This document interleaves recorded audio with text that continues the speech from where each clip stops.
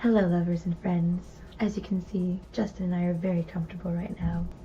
And we decided to get comfortable because we're going to talk about sex, basically. So we're going to talk about sex today. And sex is a really, really important topic because too many people are out there doing it before they even have a chance to talk about it. And it is a foundational part of any relationship. So, we're together now. Now what? So time went by and there was no sex. None.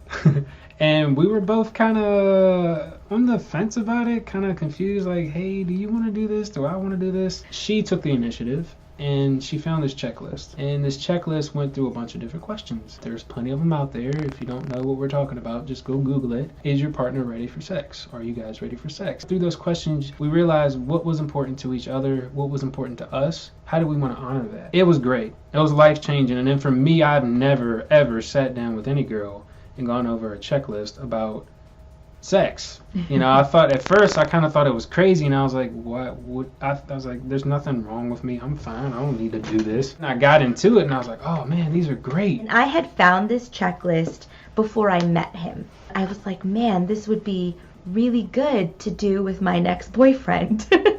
And really, the checklist is about all the things that you need to ask yourself with your partner, your sexual partner. Are you ready for sex? So there's an are you ready for sex checklist, and then there's a yes, no, maybe so checklist. When you're doing this checklist, it needs to be in a neutral setting where you're sitting up, not where you're fooling around in bed or, you know, horny or whatever.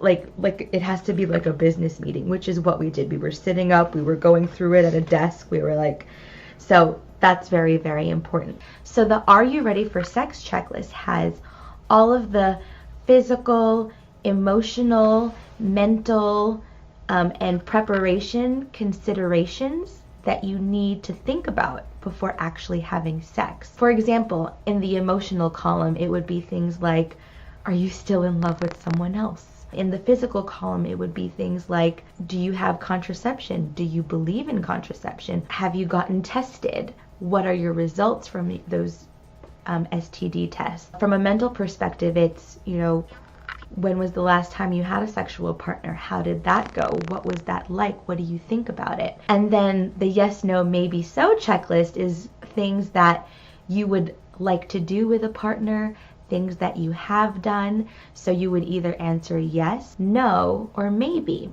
So that when you and your partner go through it together, if you both answered yes to something, okay. If you both answered no to something, okay. If someone answered maybe and someone answered no, then you could talk about it. We answered pretty much the same for all the questions, and the things that we answered differently, the fact that we got to talk about it, it really came down to that we were interpreting the question differently. And when we explained to each other, well, this is what I thought about it. Well, this is what I thought. Oh, well, then I agree with you. So these are conversations that you need to have. And so we'll actually give you guys the link so that we're not just talking about something theoretical. But in the yes, no, maybe so, it is things like giving oral sex, receiving oral sex, what to do if someone gets pregnant. It's like something you can talk about beforehand. It's so much more than just being hot for each other. Right. I really think, though, it was the question about what are you going to do if someone gets pregnant? And we both agreed that we would keep it. Like, we kind of looked at each other like, okay, well, if we have sex, there's a definite possibility, regardless of how careful you are, that I could get pregnant. And I think the realization for me was, oh, shoot, we're both willing to keep the baby. And I was like, oh, I don't want to have a baby now. So all those emotions and feelings, we're just sitting here doing a checklist and nothing's even happened, right? But I mean, we're moved and you feel some kind of a way talking about this stuff. That was great too, because that brings up the opportunity to, okay, how serious are we about this? We're both willing to keep it. Are we willing to start a family together? From that list, which was very enlightening, we made the big decision that we both wanted to decide to wait to have sex. It's not a common thing to decide. I often get the same reaction when I tell people I know we're not the only ones that have decided this. It's not really something that people talk about. And it's not even anything about, oh, because it's wrong. Like it has none of that energy behind it about like certain religious beliefs where people are like, it's, you're going to go to hell if you do it. At least for me, it has nothing like that. It's truly because it's something sacred, and also the fact that we will be keeping the baby if and when I get pregnant. So there's such a responsibility there. And a lot of people don't think about that. And I used to never think about that. I used to just think, woo, sex, fun, whatever. But it's so much more than that. And I want it to be sacred. And we certainly do our thing to cultivate a sacred space. I think that's the beauty of it, is you get to go on this journey together. And you don't have to feel rushed in any kind of way. Definitely respect your partner. Guys, make sure you listen to what she's telling you to do.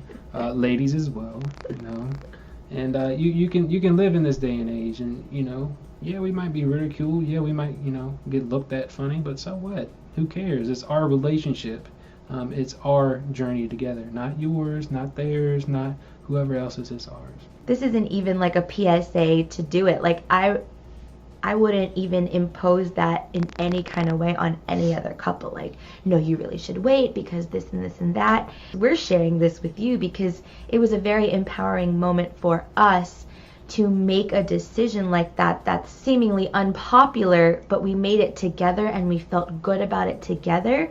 And I think that's really the core of it, is that, like what Justin's saying, you're making a relationship as a couple without any external need for validation or approval or influence. It's just, no, this is what feels right to me. I've taught sexual assault programs in colleges, and what I teach is consent is sexy.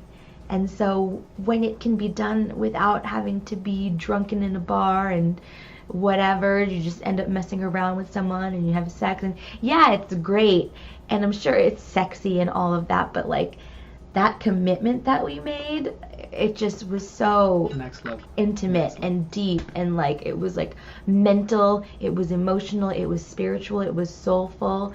And so my goodness, imagine when we do it. Thank you guys so much for tuning in. I hope that this has been helpful for you guys. It's been enlightening. And if you like it, give us a thumbs up. Leave us a comment. Let us know if you'd like to see any guests on the show. Make sure you check out the website if you haven't done so already. From justin2amelia.com, the number 2. See you next time. Ooh. I like white because we look matchy. Sexy.